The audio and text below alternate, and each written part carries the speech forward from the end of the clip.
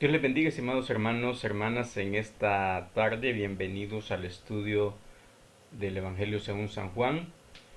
Pero no sin antes quiero invitarles también a que se suscriban a la página de la iglesia, al canal de la iglesia. Ustedes pueden buscarlo como Israel Cona Castillo y pueden suscribirse, ya que algunos mensajes o algunos grupos de mensaje voy a estar subiéndolos al canal de la iglesia directamente.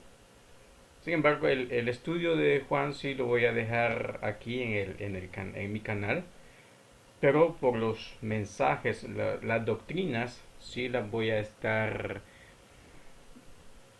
eh, subiendo al canal de la iglesia. Así que por eso yo le invito a que se suscriba al canal de la iglesia, busque iglesia, búsquelo solamente como Israel con a Castillo.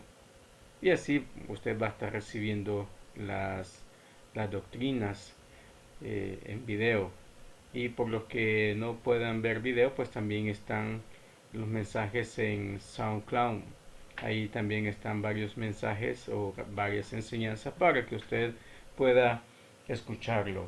Bueno, y ya entrando en materia, como recordarán ustedes, la semana pasada comenzamos a estudiar el capítulo número 2 del Evangelio de Juan, donde hablábamos acerca del primer milagro que hizo el Señor iniciando su ministerio.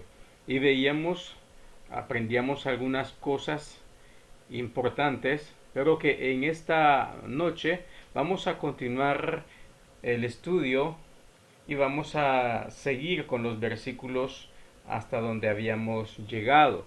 Leíamos la semana pasada los versículos del 1 al 12. Ahora vamos a leer, son los versículos que nos corresponden, son versículos 13 al 25. Y le doy lectura en el nombre del Padre y del Hijo y del Espíritu Santo. Y dice la letra: estaba cerca la Pascua de los judíos, y subió Jesús a Jerusalén, y halló en el templo a los que vendían bueyes, ovejas y palomas, y a los cambistas ahí sentados. Y haciendo un azote de cuerdas, echó fuera del templo a todos, y las ovejas y los bueyes, y esparció las monedas de los cambistas y volcó las mesas, y dijo a los que vendían palomas: quitad de aquí esto y no hagáis de la casa de mi padre casa de mercado. Entonces se acordaron sus discípulos que está escrito: el celo de tu casa me consume. Y los judíos respondieron y le dijeron: ¿qué señal nos muestra ya que haces esto? Respondió Jesús y les dijo: destruid este templo y en 3 días lo levantaré. Dijeron luego los judíos: en 46 años fue edificado este templo, y tú en 3 días lo levantarás. Mas él hablaba del templo de su cuerpo. Por tanto, cuando resucitó de entre los muertos, sus discípulos se acordaron que había dicho esto, y creyeron la escritura y la palabra que Jesús había dicho. Estando en Jerusalén en la fiesta de la Pascua, muchos creyeron en su nombre, viendo las señales que hacía. Pero Jesús mismo no confiaba de ellos, no se fiaba de ellos, porque conocía a todos y no tenía necesidad de que nadie le diese testimonio del hombre, pues él sabía lo que había en el hombre. Que el Señor añada bendición a esta palabra, estimado hermano, estimada hermana. Y como ya habíamos dicho, el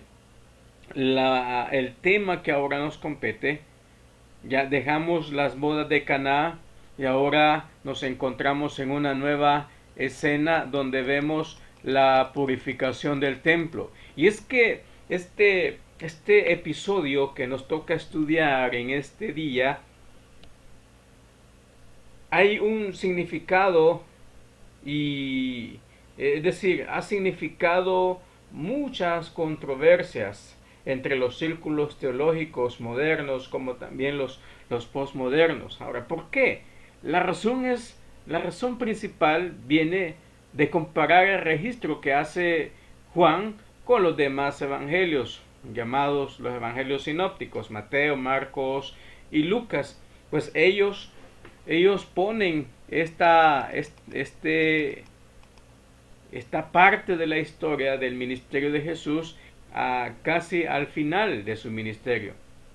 Por ejemplo, usted puede verlo, Mateo 21, 12 al 13, San Marcos 11, 15 al 18 y Lucas 19, versículos 45 y 46, donde a los pocos días de su muerte, mientras que en el Evangelio de Juan se sitúa al principio de su ministerio público. Y esto ha creado críticas en algunas partes. Las soluciones, por supuesto, han surgido como posibles explicaciones a esta diferencia. Han surgido diferentes argumentos. Por lo menos uno de los argumentos que han surgido es que dicen que Juan estaba más interesado en la verdad que en los hechos. Por tanto, él reordenó los eventos para entregar un mensaje teológico.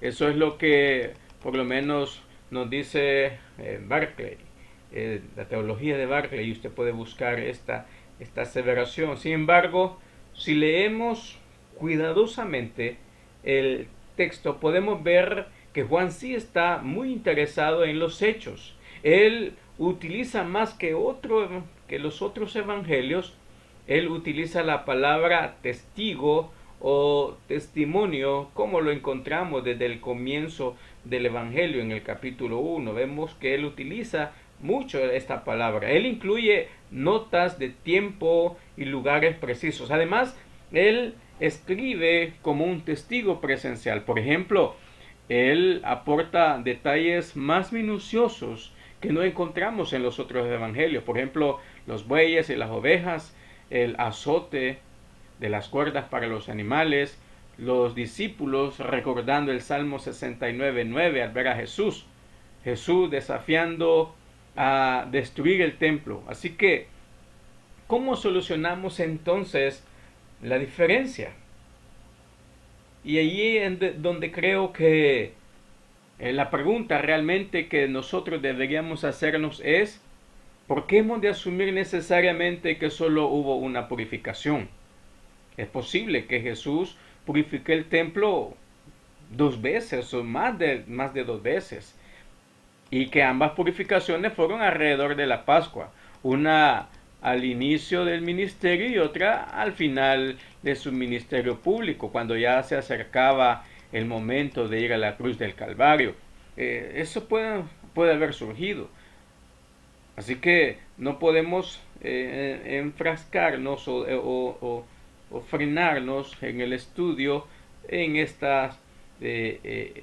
estos pensamientos, ¿verdad? No podemos decir que solamente hubo uno. Posiblemente, como dije, hubieron 2 eventos y que cada uno los refleja o los narra en su debido orden, pero que Juan registra al inicio de su ministerio. El punto por el cual es necesario comenzar este estudio con este tema es porque debemos de reconocer que no hay problemas en la palabra de Dios. La palabra de Dios nunca se va a contradecir. Ahora, los que tenemos problemas somos nosotros, que nos enfrascamos en algunos textos y nos cuesta salir de ahí. Así que es necesario que nosotros podamos tener una buena actitud al enfrentarnos con esta clase de textos que encontramos en toda la Biblia, y que por esa razón es necesario que usted y yo, estimado hermano, hermana, antes de comenzar un estudio de la palabra de Dios, oremos al Padre, ¿verdad? Que nos dé al Espíritu Santo para que sea el Espíritu Santo el que hable, el que nos enseñe, el que nos dé a conocer esos misterios que están en la palabra de Dios. De hecho, la misma Escritura dice: clama a mí y yo te responderé y te enseñaré cosas grandes y ocultas que tú no conoces. O sea, hay muchas cosas que Dios quiere enseñarnos a través de la Escritura, pero que necesitamos esa búsqueda incesante de la presencia del Señor y que Él nos pueda hablar y enseñar como Él quiere enseñarnos. Así que la Pascua es el marco donde se desarrolla esta escena que estamos viendo. Ahora, ¿qué era la Pascua? Bueno, yo sé que muchos ya conocen esto, que es la Pascua, pero la Pascua era una celebración solemne ordenada por Dios. El Dios mismo había ordenado que esta fiesta se celebrara cada año, ahí por la primavera. Y eso lo podemos encontrar en Levítico capítulo 12, versículos del 1 al 14, donde nosotros podemos encontrar esta ordenanza. Y la Pascua, los judíos recordaban la historia de cuando Dios rescató a Israel de la esclavitud egipcia y tenía como propósito también recordar la misericordia y el rescate que Dios había hecho por su pueblo. Cada Pascua los judíos debían viajar a Jerusalén. Era una de las 3 fiestas anuales más importantes que Israel celebraba y que estaban ordenadas por Dios, y que era el momento de que todos los judíos o todos los israelitas tenían que acercarse al templo, tenían que viajar hasta Jerusalén y visitar el templo, y allí realizaban los sacrificios. Luego de haber realizado sacrificios tenían una comida simbólica y un estudio reflexivo acerca de la salvación de Israel. Un gran inconveniente, hermano, era tener que llevar sus propios animales para los sacrificios. Entonces, imagínense si tenían que caminar grandes distancias, si tenían que llevar sus, su- sus propias ofrendas. Entonces, me imagino que debe haber sido difícil, ¿verdad? Dentro de bueno, hablando de las 3 celebraciones, como dije, la Pascua también se celebraba junto con la fiesta de los panes sin levadura, y las otras 2 fiestas eran la fiesta de las semanas o Pentecostés, y la otra era la fiesta de las enramadas, que encontramos en Deuteronomio capítulo 16, versículo 16. Ahí es donde nosotros vamos a encontrar estas ordenanzas. Así que, como dije, era difícil llevar sus propios animales. Me imagino que muchos tenían dificultades para llegar si tenían que llevarlo. Así que, por una parte, quizás era para los viajeros era más favorable o más cómodo poder comprar en el lugar los animales. Pero otra parte importante de la adoración en el templo era el pago de las ofrendas. En los tiempos de Jesús se había establecido un impuesto obligatorio para el templo. Los varones judíos mayores de 20 años, ellos debían de pagar obligatoriamente este impuesto anual, que solamente aceptaba monedas de plata pura. Entonces, esto explica la función de los cambistas. Su trabajo consistía en ofrecer monedas con la calidad y pureza aceptables para el impuesto al templo. Ellos aceptaban monedas extranjeras y nacionales y retenían un porcentaje como una ganancia. Entonces, era algo que habían permitido los sacerdotes, ¿verdad? Y así que esto explica su trabajo. Eso explica por qué es que estaban este tipo de personas. El problema era el lugar donde lo estaban haciendo, el lugar donde estaban negociando. Y era en la casa de Dios. El énfasis en las palabras de Jesús al expulsar a los vendedores y cambistas en la casa de su padre, el lugar donde el pueblo de Dios debía de encontrarse con Dios, el lugar de adoración, el lugar de fe, ellos lo habían convertido en otra cosa. En tiempos anteriores, los vendedores de animales y los cambistas se ubicaban en las faldas del Monte de los Olivos, o sea, en el Valle Cedrón. Pero en los tiempos de Jesús, Eso es lo que encontramos ahí en algunas historias, algunos eh, comentarios, que en los tiempos de Jesús el sumo sacerdote Caifás había aprobado que más comerciantes se instalaran en el templo. Las intenciones claramente eran comerciales. Al permitir este comercio dentro del templo se estaba atentando contra la oración y la adoración del pueblo de Israel en una de las fiestas más solemnes que se daban en ese tiempo, ¿verdad? Que como ya dije, era recordar que el pueblo tenía que recordar cómo había sido tratado en la esclavitud y debía estar agradeciéndole a Dios por su misericordia. Sin embargo, lo que pasaba era que en ese tiempo las cosas o la forma de pensar había cambiado. Así que Dios decidió tratar con esta terrible falta. Una falta tremenda, la cual encontramos en el versículo 15. Dice que Jesús hizo un azote de cuerda. Esto quiere decir que tomó las cuerdas que se usaban para los animales y los condujo hacia afuera. Luego volteó las mesas de los cambistas y les expulsó fuera del templo. Seguramente se debe de haber armado un gran alboroto. Pero no vemos violencias ni exageraciones en las acciones de Jesús. Ciertamente no fue el volumen de su voz ni la fuerza de los azotes lo que hace que su mensaje tenga éxito, sino su poder moral. La verdad de sus palabras eran irrefutables. Los comerciantes no podían responder ni defenderse, pues era evidente que estaban en el lugar equivocado para comerciar. Y es lo que muchas veces pasa también en la actualidad, ¿verdad? Hay hermanitos, hay hermanitas que como que no se ubican. Y a veces lo que hacen es que a la casa de Dios van por hacer negocio. Van porque necesitan ver a otra persona para hacer X transacción, cosa que no tiene que ser así. Cuando nosotros vamos a la casa de Dios tenemos que llegar con el propósito, la intención de adorar al que vive por los siglos de los siglos, al que se merece el honor, la honra y la gloria. Debemos de ir a la casa de Dios con esa intención. Por eso es que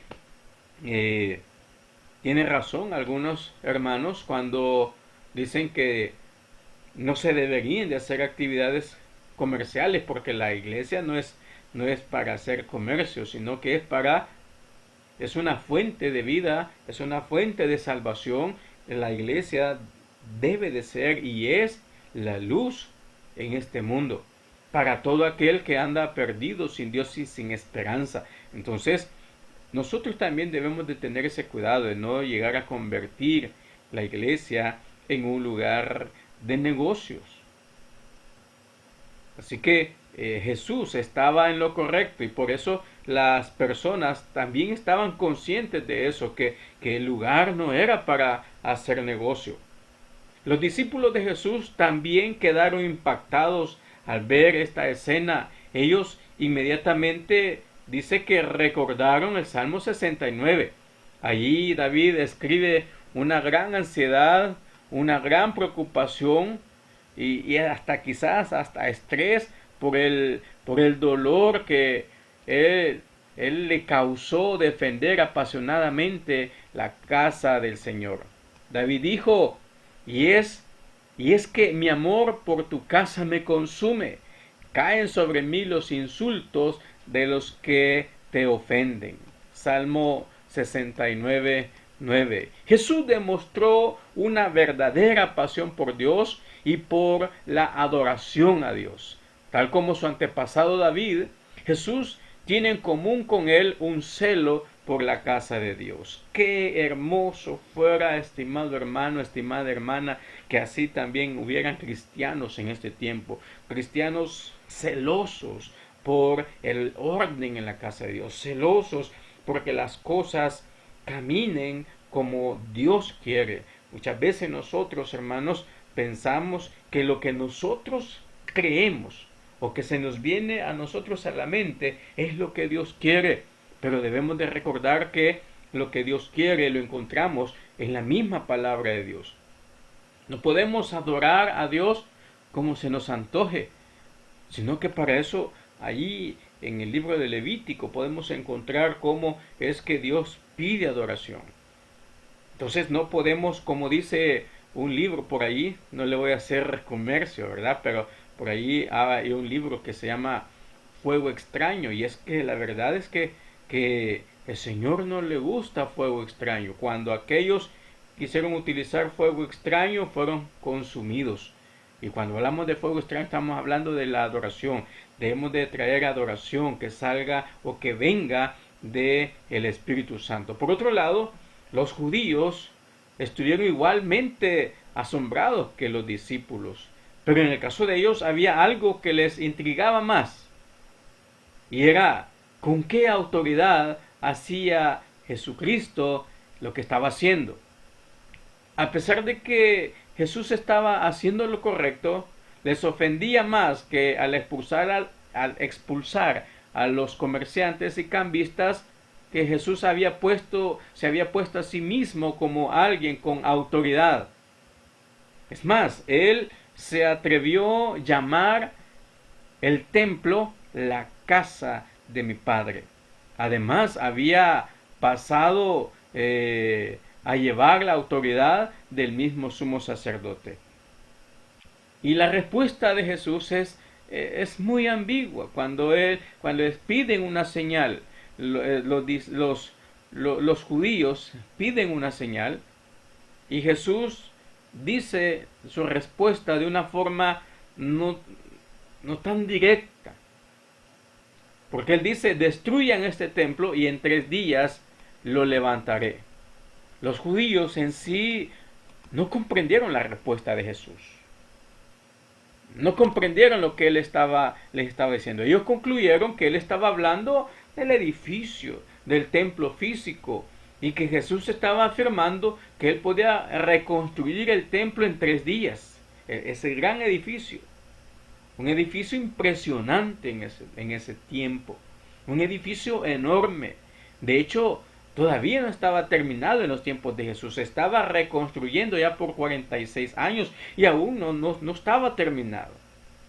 El punto es que Jesús no estaba hablando del templo físico. Tampoco estaba hablando de una reconstrucción física. Y eso lo podemos ver y comprender porque el mismo Juan nos lo explica más adelante en los versículos 21 y 22. Él dice, usted puede leer en los versículos 21 y 22 del capítulo 2, dice, pero él hablaba del templo de su cuerpo.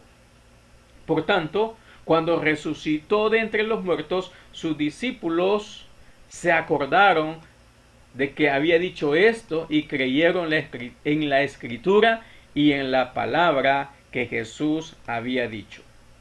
Y es bien importante esto, hermano, porque si bien es cierto que Jesús no estaba hablando del templo físico, pues usted puede buscar por ahí mismo en YouTube, en la página de YouTube, y por ahí yo encontré una información hace algunos días donde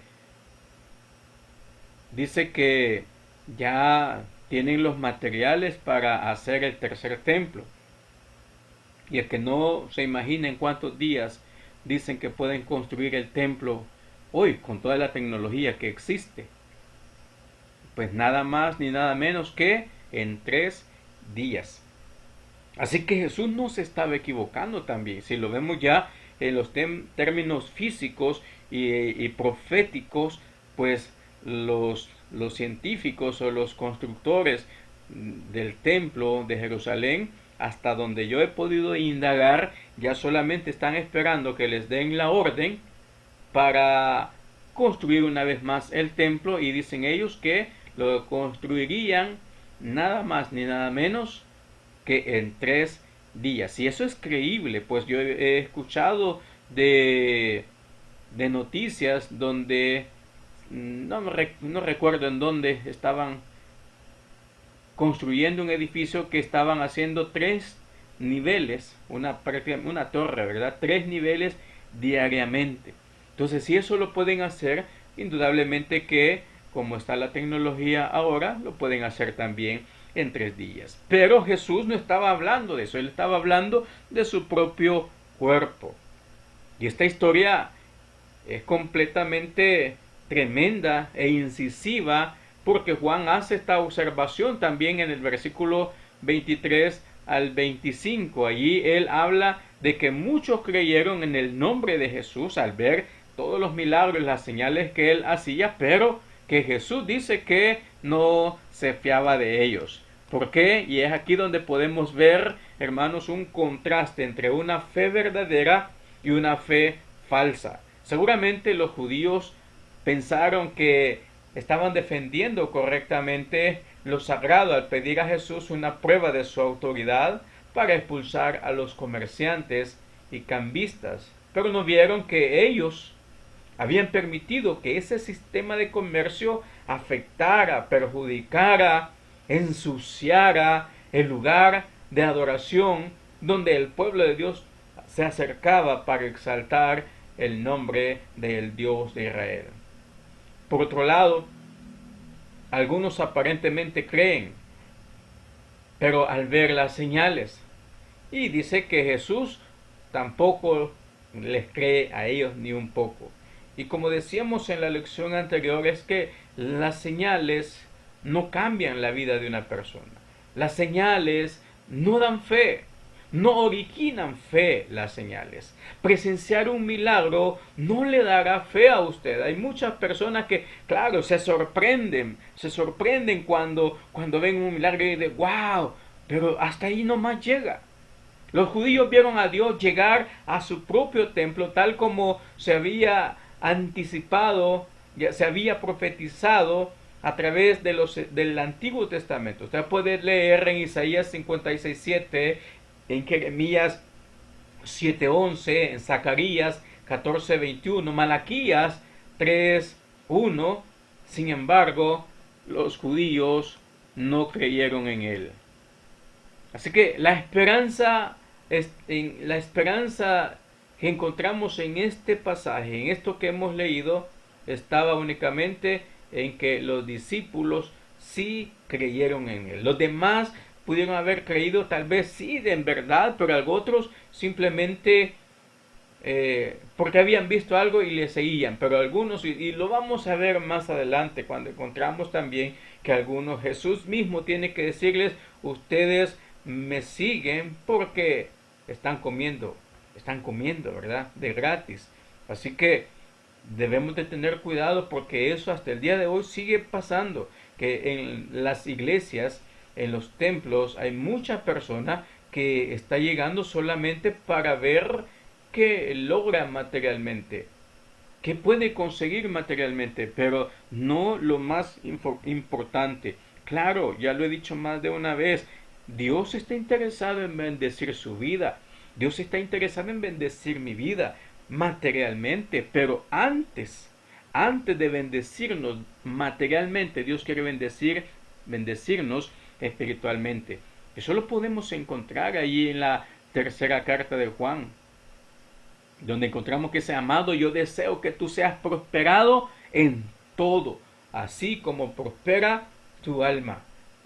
Lo que está diciendo es que sí, Dios quiere prosperarnos, pero antes quiere que nosotros prosperemos desde adentro, y eso se va a lograr cuando haya una fe genuina en el Cristo glorioso, que ahora está sentado a la diestra de Dios, pero que ya pronto viene por su iglesia, viene por una iglesia sin mancha y sin arruga, viene por una iglesia viva, viene por una iglesia que le está esperando. ¿Usted le está esperando? Le pregunto, ¿está esperando? ¿Y qué espera usted? ¿Usted está esperando la segunda venida de Cristo o está esperando el rapto de la iglesia?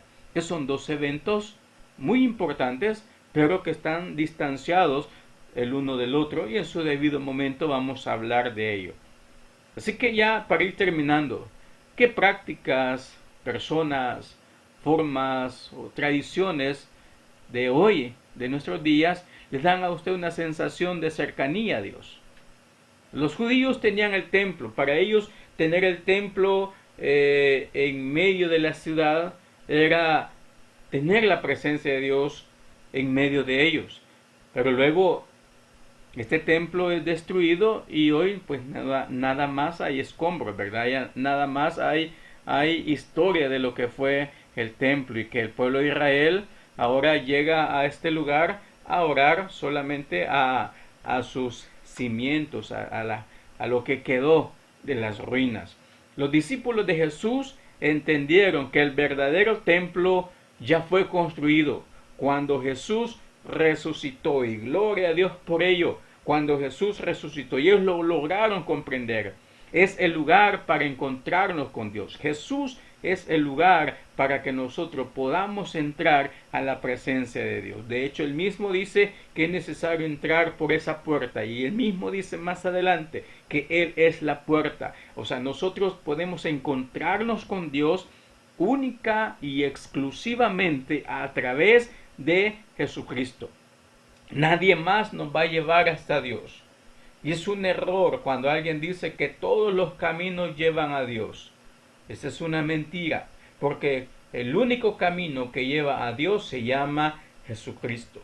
Él mismo lo dice más adelante, y lo vamos a ver en su debido cuando estemos estudiando esa parte, pero él dice más adelante, quizás me voy a adelantar, porque él dice: yo soy el camino, la verdad y la vida, y nadie puede ir al Padre sino por medio de mí, dijo el Señor Jesús. Así que es necesario, estimado hermano, joven, niño, los que puedan ver este estudio, es necesario que depositemos nuestra confianza en Cristo Jesús. Deposite usted también su confianza en el Señor Jesús. Ponga su mirada solamente en Él. Hoy Jesús quiere sacar de nuestras vidas aquellos distractores que nos apartan de una correcta adoración. Al igual que Jesús purificó el templo, Él quiere también purificar su corazón, quiere purificar su mente, quiere purificar la vida de su pueblo. Así que quiero terminar con esta pregunta: ¿qué cosas quitaría Jesús de su vida hoy si tuviera que purificar su corazón y su mente? ¿Qué cosas cree usted? Bueno, si usted no sabe, le invito a que ore y le pida al Señor que le ayude o que saque todas aquellas cosas que a Él no le agradan. Quiero terminar esta enseñanza con una breve oración. Buen Dios y Padre que estás en los cielos, te doy gracias por el estudio de tu palabra. Gracias por el Espíritu Santo que nos enseña, que nos muestra, que nos recuerda todas las palabras de Yeshua HaMashiach. Oh poderoso Dios, a tu nombre damos honor y gloria. Gracias por enviar a Jesucristo para ocupar nuestro lugar. Señor, aquí está mi vida. Dios mío, así como purificaste el templo, Señor, aquí está mi vida para que también pueda ser purificada, que saques aquello que a ti no te agrada. También te presento la vida de mi hermano, de mi hermana, del joven, de la señorita. Te presento la vida del niño, del anciano, de todo aquel que siente ese anhelo de cambiar para ti, de agradarte a ti.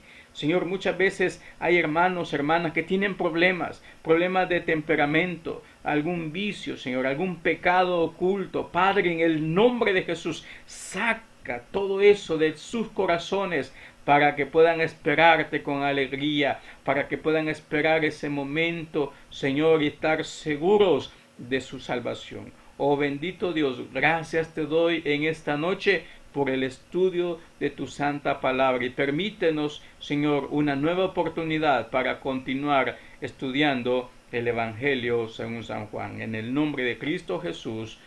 Amén y amén. Bien, estimados hermanos, hermanas, esperamos que si tiene alguna duda pueda dejarlas en el comentario, en los comentarios aquí abajo. Pueda suscribirse también y poder estar pendiente de la próxima lección, que seguía ya estaremos entrando al capítulo 3 del Evangelio según San Juan. Que el Señor les bendiga y que tengan una feliz noche. Amén.